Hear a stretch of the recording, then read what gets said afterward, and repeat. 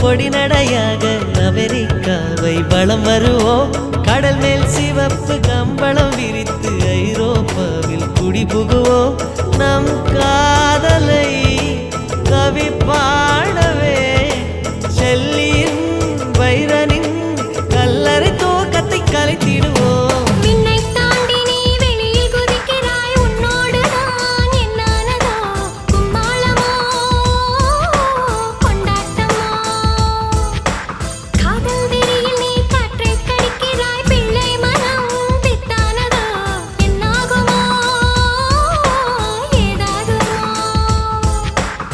வாடை காற்றுக்கு வயசாச்சு, வாழும் பூமிக்கு வயசாச்சு.